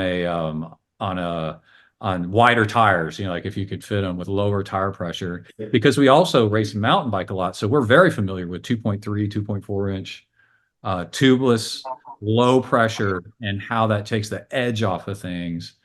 And but then also gravel locos. Remember I told you, Kai, that I thought it was about 50% gravel. Mhm. It was not. It's like 80% gravel. All right. Yeah. Then it was sudden. I hit stuff so hard that I banged my bike computer off my handlebars. So I had to keep it in my pocket, And then I'm like, no, gravel racing is rough, man. Like it is really, really rough. So the bigger. Yeah. Wow, I wonder if you're the only one that's specking 50 millimeter tires. I can't think of another one. No, like most of them would be like you don't want to. You generally don't want to spec like the widest tire that can be fitted on your bike. Right. So I think most of our competition is like maxed out at 50. That's generally like the modern gravel bikes of most competitors. They max out around there, which means that they're gonna spec 45, 45 or so. Then the customer, the owner of the bike can then upgrade to a 50 later. But I mean, with us, I mean, we spec the 50, and I mean, there's still like plenty of room around the tire. I mean, plenty of room for like mud and whatever. So and you can go bigger. Yeah, still. Crazy, yeah, because then the whole thing Unbound, not this year, but the year before, but it could happen any year, is so many frames were ruined by people running as wide a tires as they can. So they're running a 45, 48, but if they're lucky, their bike would clear a 50. But then because one time we were riding bikes and I had my bike barely clears a 50 on the front fork. Remember that ride? And then so I had a 50 in it, and I had chopped down the knobs on the side so I could get that. Classic. Get this peanut butter mud, and I think I went an eighth of a mile before my bike just came to just a dead stop. And then I carried my bike, and then like I had to have a pickup truck carry me. And you were running 42s. I was on my mountain bike. Oh, you were on your mountain bike, so tons of clearance. And so the mountain bike race, and I was stuck. And you still kind of got stuck, but still managed to get through it. I had to get a pickup truck ride. Yeah, so you have to like, I think when people look at bikes to buy, you have to consider what is the worst case scenario race that I'm going to be stuck in it. And if there's peanut butter mud, you want a lot of extra tire clearance. Absolutely. Yeah. To be we want the forks in the rear to be really wide so you can run narrower tires and actually get through that mud. So what tires did you actually pick to stock on your bikes, or is there different ones? So Goodyear connector. So you're probably not familiar with the tires, so they aren't that big yet. But of course, Goodyear being a huge company, I mean, in car tires and stuff. Okay. So they're pushing into bikes more and more now, and we're super excited to work with them because it's like fun. We can like become like a significant portion sort of their push into cycling. I mean, so it's like it'll be a nice teamwork. It's fun to work with them on like coming up with new stuff, and so this is the first tire we spec from them, and we're looking forward to do some more stuff in the future. Another thing I can appreciate is on your head tube, you actually have a deep section head tube, which is good for aerodynamics. It's a non-moving part. It eats up the miles a whole lot faster. That's one thing, because I'm tall. If I buy a round tube bike, I got this huge head tube that's just got all exactly. But I try to. And that's like and this is like with the aero gains, you wanna make them where they are the biggest and where they don't come with like a substantial like disadvantage as well. Right. So to me, that's obvious. I mean, the head tube is obviously what you should be looking at. I mean, the head tube and the handlebar. But I mean, with the handlebar, if you go all in, that means you have to do like a one piece, like stem and bar. I mean, which comes with downsides and all that. But if you want to make the big gains, yeah, you should focus on the head tube, and then you should like eventually, when you found your fit and all that, then you can get that like a one piece setup in the front. So are you saying like the flat top handlebars so they're more aerodynamic, or narrower handlebars so that you're tight? Both. I mean, yeah, like narrower, yeah, for sure. And then, yeah, just like thinner and deeper for sure.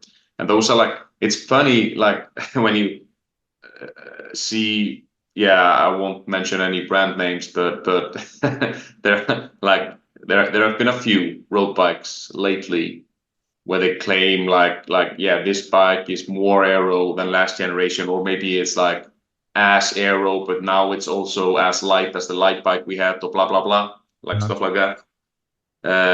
If you look into details, what like enabled this like magic to happen for them is just that now they use a slimmer handlebar than what they did before, and this is because of UCI rules changing. Right. So I'm pretty sure that yeah, the handlebars, I think they were limited to the 3-to-1 rule, 3 like depth, 1 height. Right. Now it's like while now it's just a minimum of 10 millimeters and maximum of 80.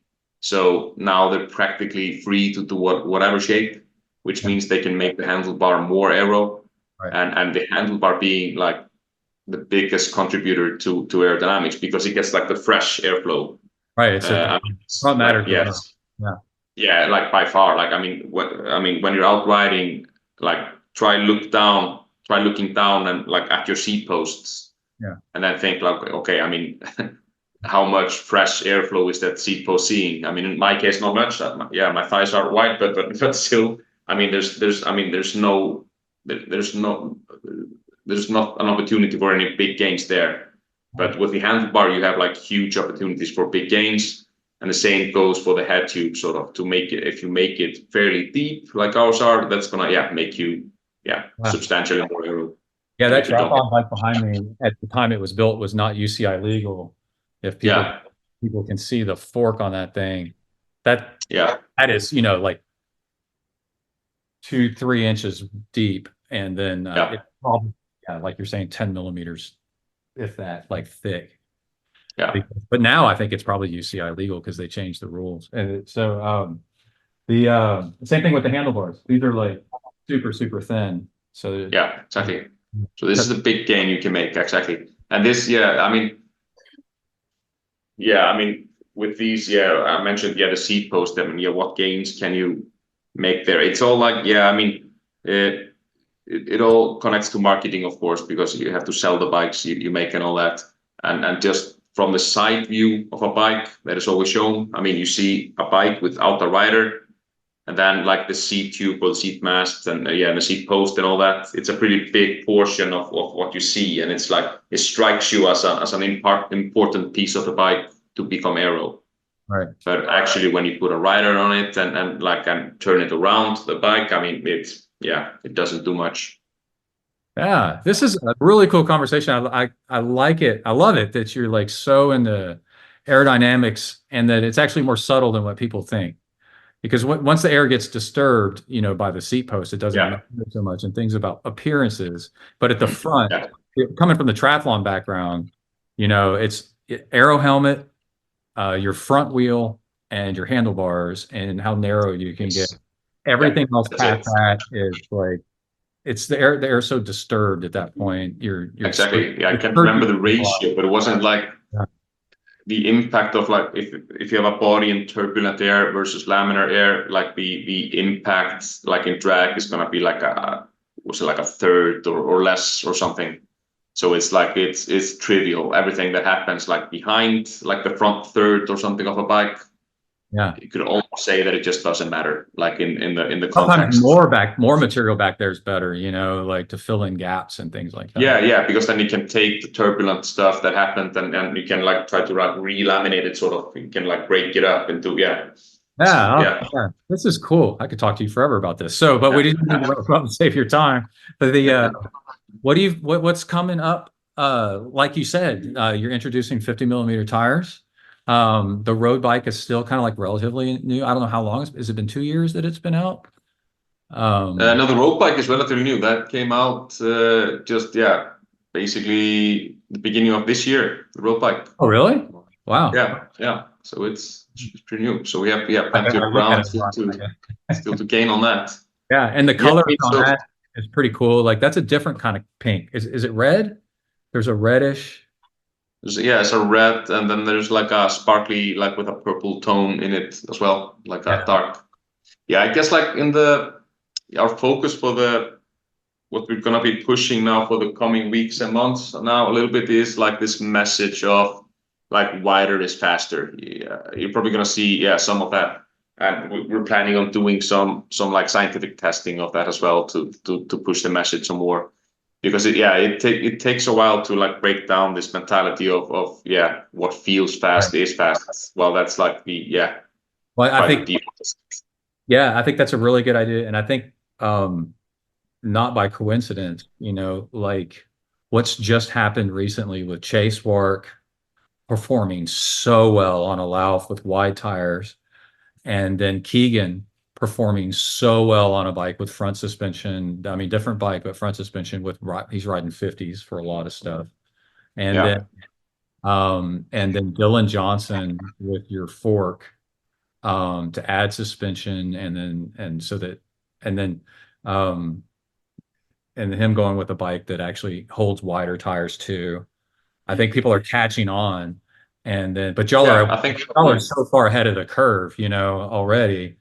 Like, quit trying to make your bike wide. There's a bike out there already that does all this, and then with everybody, just the best thing ever was Lachlan Morton winning Unbound.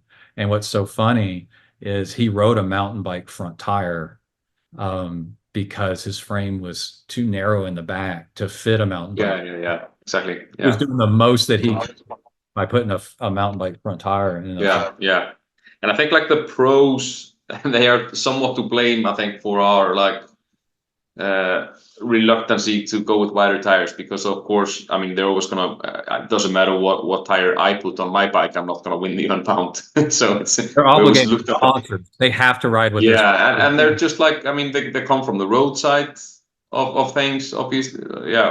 Obviously, like many of the fastest gravel riders, and this like mindset is largely like built into you. Obviously, I mean, if you have the experience on riding on 25s and then you sort of eventually adapted to 28s, I mean, you're not gonna like jump straight on a 50 tire for gravel racing. Your head's gonna be like stuck in perceiving narrower than 50 as a faster tire than 50.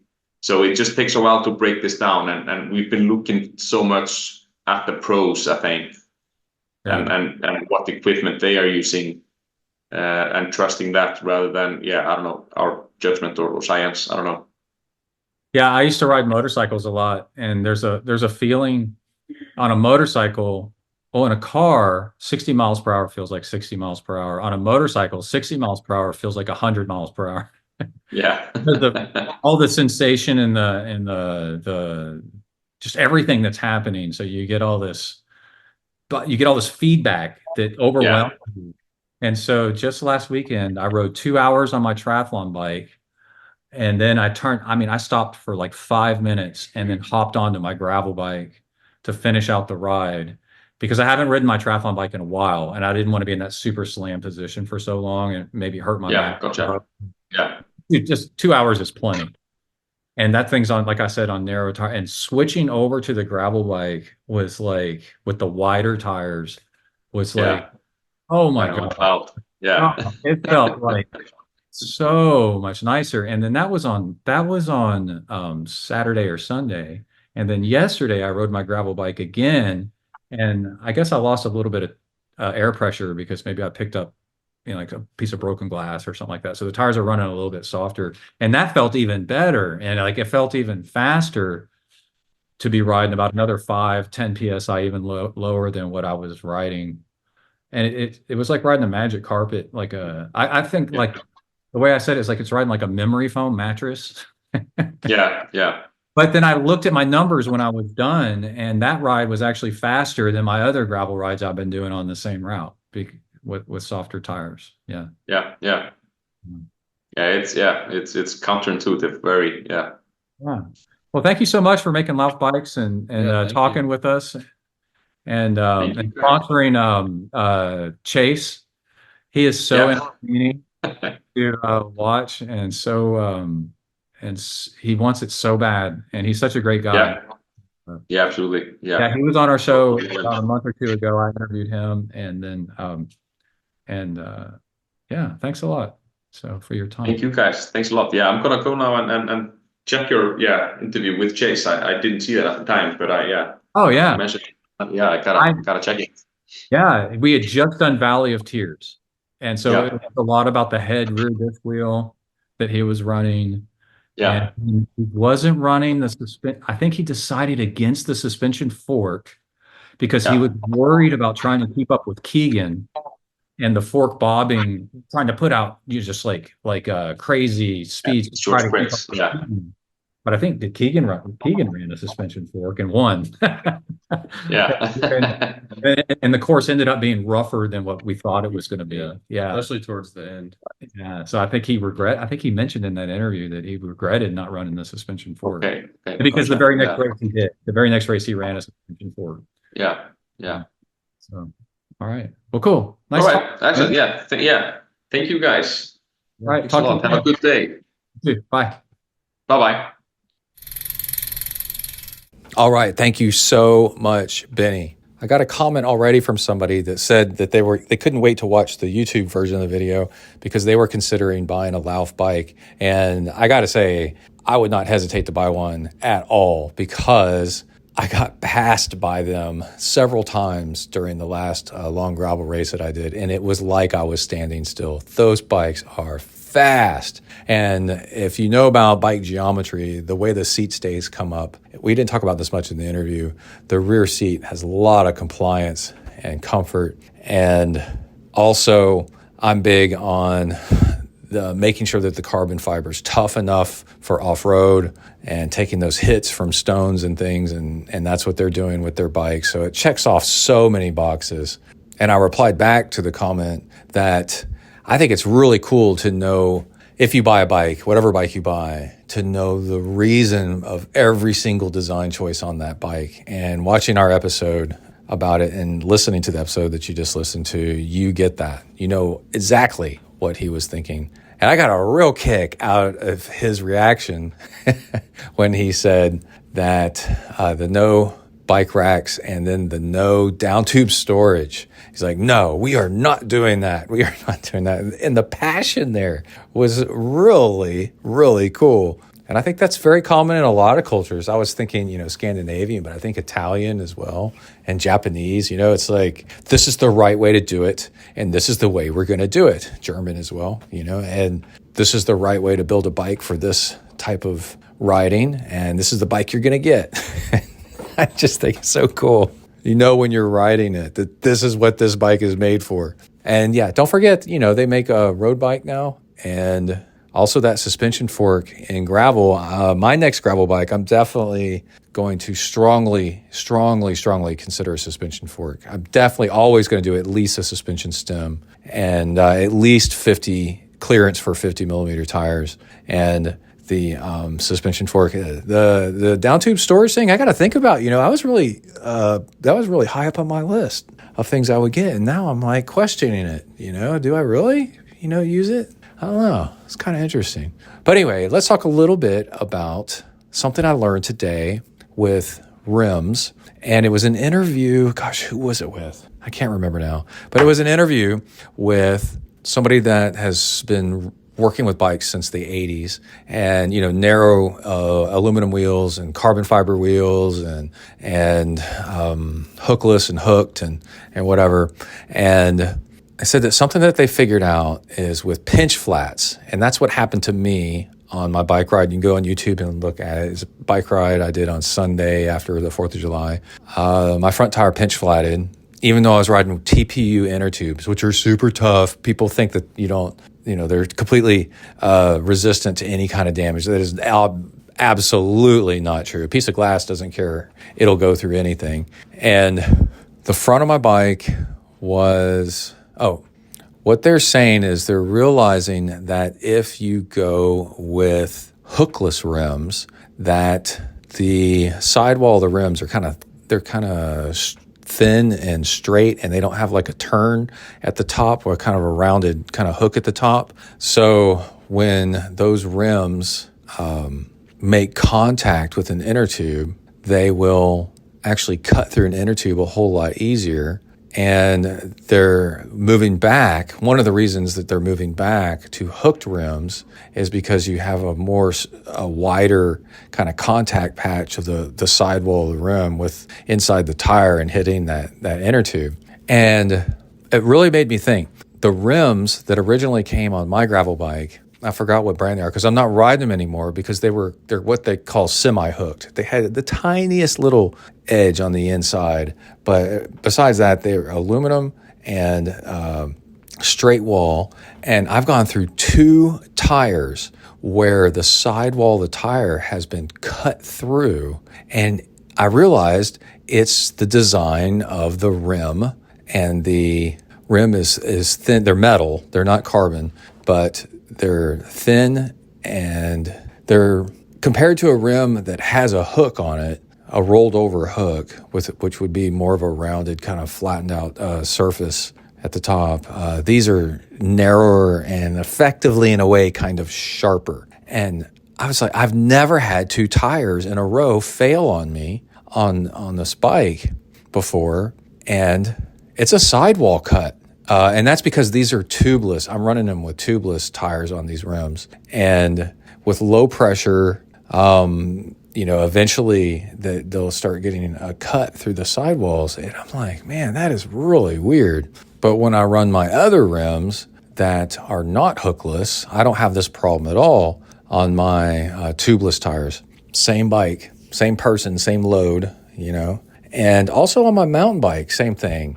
I don't get these weird sidewall cuts from these hookless rims because I'm running hooked rims. And it's just something, to consider that with engineering of bikes and bike parts like wheels and such, that when they change something, they find out all these other things that made the bike perform a certain way. And you have these unknown unknowns, Oh, let's go with hookless rims. Oh, well, that makes the rim narrow. The edge of the rim sharper in a weird way. Oh, that starts slicing through tires, which was a completely unintended consequence of that. And then, with the tire pressures, they're going back to hookless rims because, they stay on just great at road pressure type pressures, say 80 PSI, 70, 80, 90 PSI, whatever it is. But what happens when you have a loss of air pressure? Well, now there's actually nothing keeping the tire on as much as the hook actually kept the tire on, right? And I always think it's kind of interesting, you design the bike to behave a certain way when everything's working right, but you also need to design a bike to be safe when not everything is working right, or should I say when everything is not working right.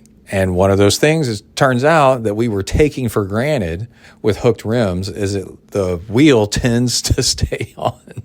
I mean, the tire, if you have a loss in air pressure, the tire tends to stay on, and we just kind of took that for granted. But anyway, in the periphery of that subject, I took my triathlon bike out for a 2-hour ride the other day, and it's so slammed that I just did 2 hours on it, and then I did 2 hours on my gravel bike to get in a 4-hour ride. And I figured that was enough for a long ride on it, and it took a while for me to get the bike set up. The handlebars were kind of messed up.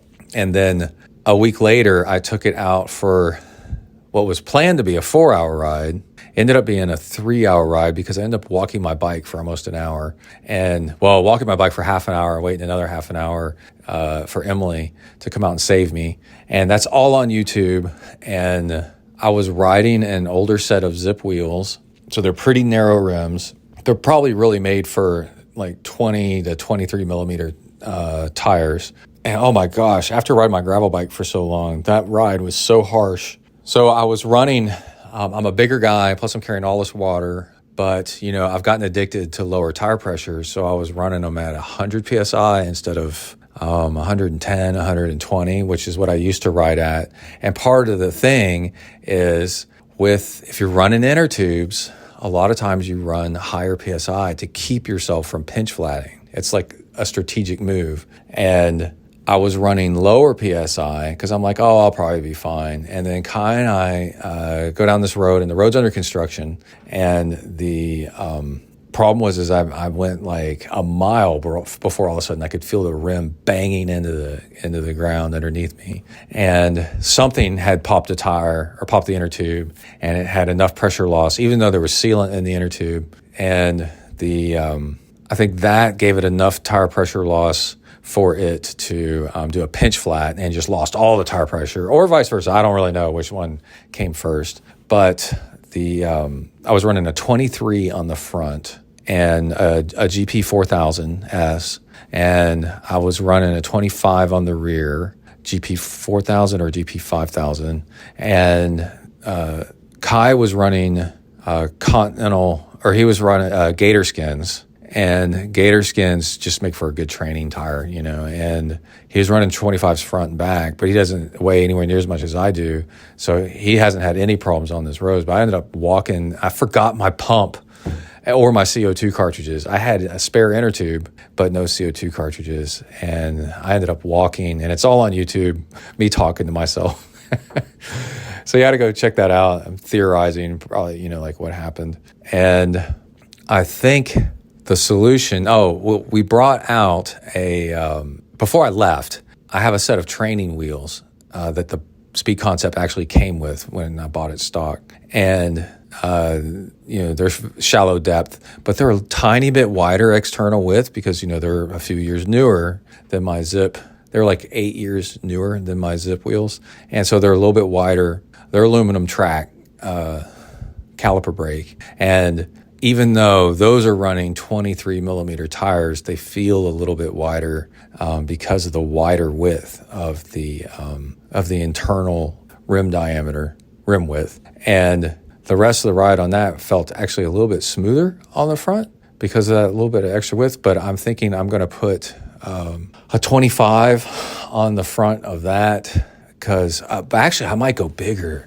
I need to look. The Speed Concept, kind of like my gravel bike, has a really wide front fork area. It's the rear triangle up near the bottom bracket and the seat tube where you start to get in these tight tolerances, and a 25 is pretty much the biggest that I could fit in there.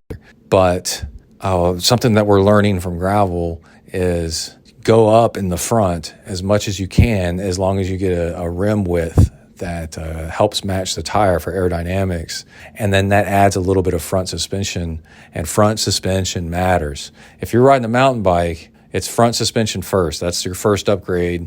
And then you think about maybe doing full suspension in the rear. It's front that makes all the difference in the world. So anyway, it was a lot of fun to take the tri bike out and get slammed, and then actually be able to keep up with Kai and do all the little things. And anyway, that's going to be it for the episode. Sorry, had to check an email right there. Oh, that's good news. And also, don't forget to help support the show at patreon.com/ZenTry. And my next episode might be coming from San Diego. I'm going there for work, but also might go paddle boarding, has been mentioned by my friend Morgan. And we'll have some more Tour de France. I didn't talk about the Tour de France much today because we're still just 9 days in, 10 days in. Jonas Vingegaard looks like he actually has a chance at winning the thing, which is surprising. And everybody's really excited about that, mostly because he had a really terrible accident and we all thought he might be done for. So it's just nice to see that he's back in top form, whether he wins or not. And also, don't forget that I am really enjoying putting videos out on YouTube now with the camera mounted to the bike. So you can just Google Brett Blankner or ZenDurance or ZenDurance on YouTube, and the Garmin data, including power, is overlaid on top of a lot of the bike riding. So you can see all those metrics and numbers, and that's a lot of fun and adventures. And now that let's have our second moment of Zen here. I'm approaching this whole technology thing of trying to video and put stuff online on YouTube with the methods that I've learned through Zen and Kaizen, which is also, small increments, figure it out over time. Don't try to get it perfect. It's the practice and doing it over time and not judging yourself too much over time. It's just like training and trying to get good at Ironman or long distance racing over a period of years. Every time you do it, you'll have like a setback kind of here and there, but over time, you get better and better and better at it. And putting videos on YouTube is, it's technically difficult. And, so first it was like getting any kind of video up at all. And it's like, okay, now we're getting somewhere. And then I'm like, okay, how do I, string a couple of videos together? And then, okay, now how do I pause and unpause this thing? Because I had to buy a remote thing to do that. I figured out how do we get the Garmin data to overlay sometimes? And where do I find the hard drive space on my phone? It's not a hard drive. Well, I guess it's kind of a drive space on my phone to record all this video and store it and edit it. And it just goes on and on and on. And then the whole thing is realizing it's a process. And I got a whole lot better at doing podcasts over time. And I'll get a whole lot better at doing videos over time. And if you go watch the videos, let's say I've made 9 so far, I'm just guessing. It's just this really relaxed attitude of like, okay, this is this video, and this is going to be, now the next video is a little bit better, and the next video is, might be better, might not be, and the next video is better, and then the next video seems to be better. But also, there's a whole thing of quantity. Well, with social media, you can't have quality without the practice of quantity. You got to do a lot, and then you don't know what's actually going to be like a really successful product. My most successful video ever, like I've said before, is like 2 million views, and it's something I just filmed kind of on accident. So you don't know what's going to go viral or not, and what's going to be a huge hit, what people are going to enjoy. One thing I'm going to work on more now is now that I got the video kind of down pretty much, and I'm figuring it out, I'm struggling less with that. The videos right now, up until now, have been kind of dry as far as like personality wise. I'm just kind of showing what I'm doing, and also mansplaining, like how to do this and how to do that. And I want to get a little bit more into being funny, and then that way the videos are more entertaining. And not quite there yet, but I can work on that. And then also less explaining what we're looking at. And, this is this and this is why this is and stuff like that. And actually get more into coaching tips, like how to put 4 hours of fuel mixed together, and also, but like actual the efforts in training, how to do 20 minutes intervals mixed in and bike position and stuff like that, but also mixed in with some humor and fun, because that's what makes all this stuff fun, is to be kind of funny at the same time. And I think that's it. I've gone on long enough, so let's go ahead and wrap up the show. Catch y'all in San Diego. Everybody stay safe out there, work the uphills, cruise the downhills, and keep the rubber side down. Out.